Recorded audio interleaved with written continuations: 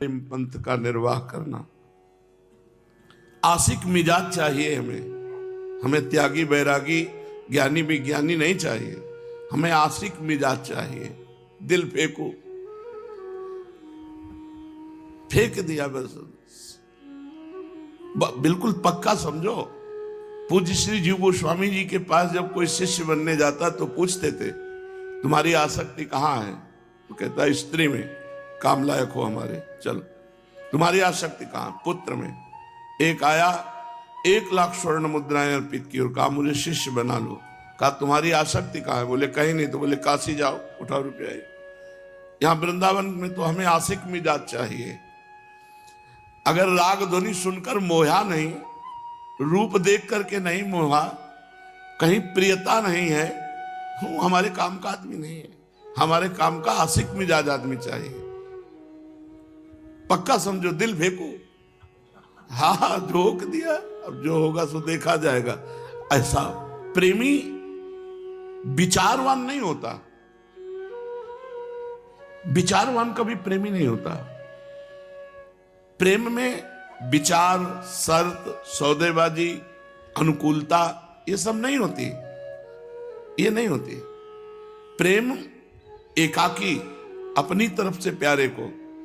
और इसमें जो खास बात है कि जब हम प्रियालाल के प्रेम मार्ग में चलते हैं तो बिल्कुल उतना ही पावर से संसारिक राग बढ़ता है। चढ़के मोम तुरंग पे चलिबो पावक, मोम के घोड़े पे बैठ के तो पिघल नहीं जाएगा आग में, लेकिन आपको निकलना है। चढ़के मोम तुरंग पे चलिबो पावक माही, प्रेम पंथ अति कठिन है सबको निभात नहीं। जैसे घर बार परिवार संसार राग शरीर राग सब त्याग करके वो प्रियालाल के प्रेम में चला। अब अगर उसे प्रेम होगा तो वैसे ही प्रेम होगा जैसे प्रियालाल से, पक्का। वो जी नहीं सकता उसके बिना। चक्रवर्ती सम्राट पद त्यागा, राजा का वैभव कितना होता है। भरत जी महाराज ऋषभदेव भगवान के पुत्र है, अपनी सुंदर रानियां त्यागी, अपने पुत्र त्यागे, सब सुख त्यागा, गंडकी नदी के किनारे एकांत में भगवान का वो चिंतन कर रहे हैं जो अत्यंत दुर्लभ। भागवत में पढ़ के देख लो, उनको ये भी शुद्धि नहीं रहती कि अगला पूजन में क्या करना है। भगवान की रूप माधुरी में ऐसे बिल्कुल ये ना समझे कि हम ऊंचाई पे चढ़ रहे हैं तो विपक्ष ऊंचाई पे नहीं चढ़ रहा, आपके साथ ही राग भी बढ़ रहा है। अब वो राग कहीं फंसने न पावे और सीधा मोड़ हो जाए प्रिया प्रीतम को, तो वो है। नहीं तो अगर वो राग हिरन में हो गया तो महाराज जानते हो कैसे, जैसे गोपी जन विरह में नहीं वर्णन करती। अब एक साधक से चर्चा हो रही, हे चंद्रदेव तुम में जो हिरन का चिन्ह दिखाई दे रहा है तुम अत्यंत सौभाग्यशाली हो। हे पृथ्वी तुम में जो मेरे मृग शावक के चरण चिन्ह बने हैं, तुम अपने हृदय में उन चरण चिन्हों को धारण करने के कारण बड़ी सौभाग्य। भूल गए जैसा भगवान में प्रेम वैसे हिरन में प्रेम हो गया और भगवान का प्रेम ढक गया। एक बार भी रामकृष्ण हरि नारायण कुछ नहीं, वही हिरन वही हिरन। अंततो गत्वा हिरन का शरीर प्राप्त हुआ। अगर वो किसी से भी प्यार करेगा तो उसके जैसा प्यार करने वाला त्रिभुवन में कोई नहीं होगा, क्योंकि वो त्रिभुवन पति का प्यार जिधर मुड़ेगा तो उधर इष्ट देव के समान ही प्यार करेगा। अब सामने देहाभिमानी जीव होता है, उसको लगता है मैं सुंदर हूं इसलिए प्यार कर रहे, मैं गुणवान हूं इसलिए प्यार, उसका स्वभाव है। और रूपवान हो ना हो, गुणवान हो ना हो, गाली देता हो, अपमान करता हो, वो प्यार करेगा तो ऐसा ही करेगा जैसे इष्ट देव से प्यार करता है। इसीलिए साधक को बहुत बचने की जरूरत है, क्योंकि वो कोई संसारी आदमी नहीं है। भोगी आदमी प्यार नहीं करता, वो केवल भोग पर दृष्टि रखता है। और जो आशिक मिजाज होते हैं इनको और किसी से मतलब नहीं होता, इनकी आसक्ति होती है बिना वो देखो धनुर्दास जी की, उतने ही बड़े महापुरुष बने जितने आसक्त थे। छाता लेके चलते थे अपनी पत्नी के सामने, उसको देखे बिना जी नहीं सकते थे। तो बाजार सामान लाना है तो अकेले जा नहीं सकते, पत्नी चलेगी, वो पीछे चलेगी तो देख नहीं पाएंगे। तो पत्नी चलती थी ऐसे, आप छाता लेकर ऐसे चलते थे उसे देखते हुए।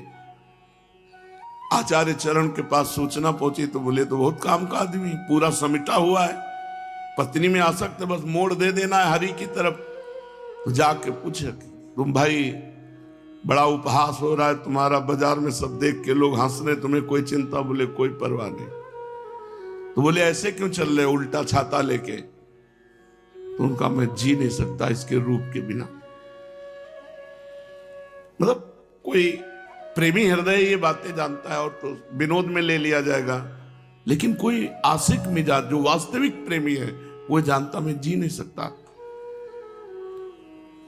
तो उनका रूप में आसक्त हो, बस इतनी बात है ना। अगर इससे अच्छा रूप हो तो उनका हो ही नहीं सकता। ऐसा कैसे? जे ही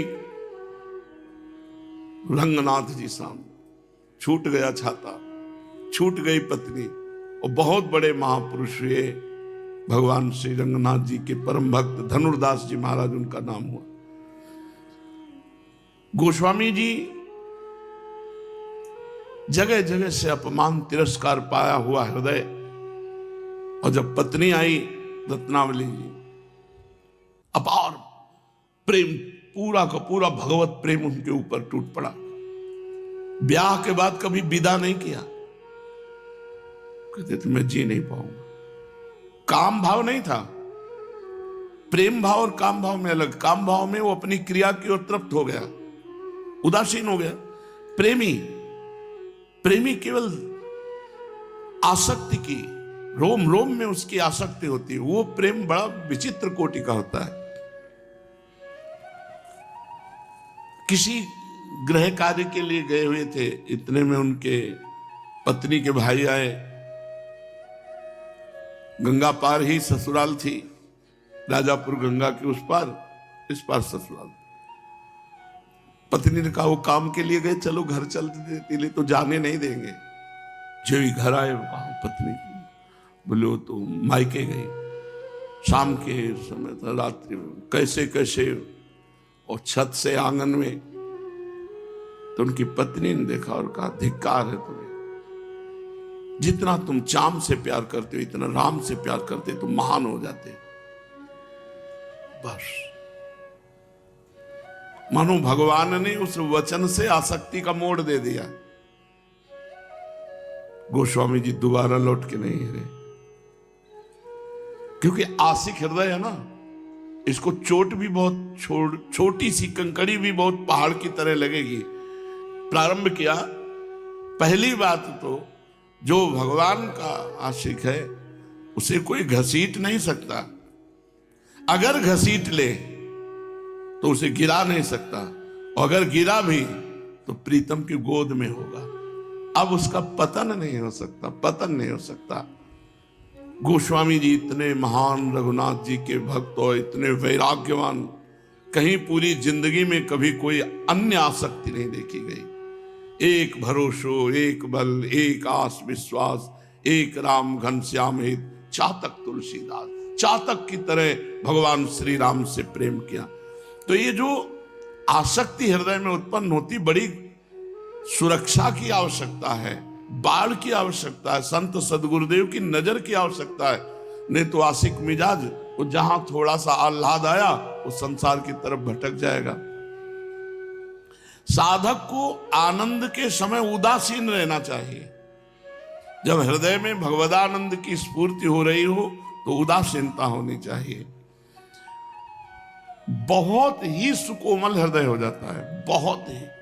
कोई झूठ से उससे कह दे हम आपके बिना जी नहीं सकते, आप चले गए तो हम कैसे रहेंगे, और इतनी गंभीरता से इस बात को लेता है कि वैसे तो नहीं है, अगर हम चले भी गए तो श्री जी तुम्हारे साथ रहेंगे। अंदर से संकल्प क्या बना, हम चले गए तो श्री जी तुम्हारे साथ रहेंगे। श्री जी से साथ दिला दे, तुम्हें पता नहीं चला, अब तुम्हारी पूरी बागडोर श्री जी के हाथ में पहुंच गई। संतों का हृदय एकदम, कहा तो गोस्वामी जी ने कि मक्खन के समान होता है, लेकिन कहा कविन पर कहे न जाना, क्योंकि निज परिताप द्रवै नवनीता और पर दुख द्रवै सो संत पुनीता।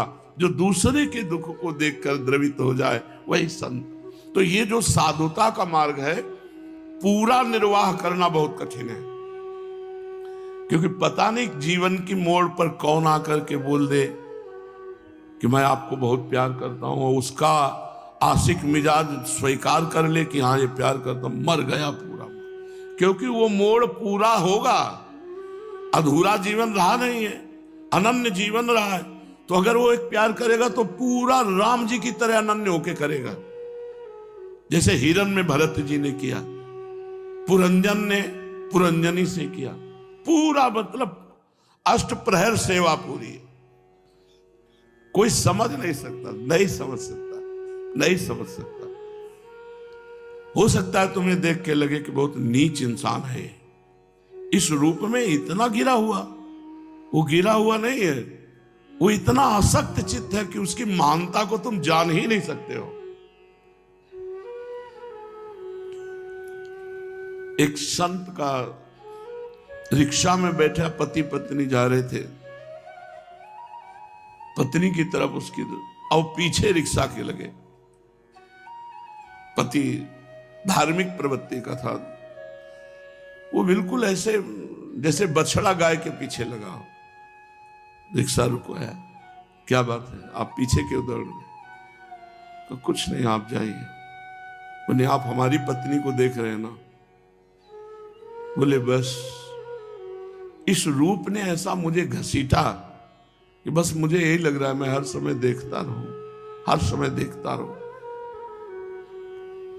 पीछे पीछे उसके घर तक रिक्शा, रूपा शक्ति, बड़ा बावरापन चढ़ता है प्रेम में। और इस प्रेम को आर पार प्रियाजू तक पहुंचा देना केवल गुरुदेव के शासन में दम है, अन्यथा नहीं नहीं, वो कहीं भी फंस जाएगा। ऐसी जगह फंस सकता है तुम सोचोगे कि ऐसा कैसे हो सकता है। ऐसा हो सकता है क्योंकि उसके पास बहुत बड़ा धन है आसक्ति का, और वो जिधर मुड़ेगा हाहाकार मचा देगा।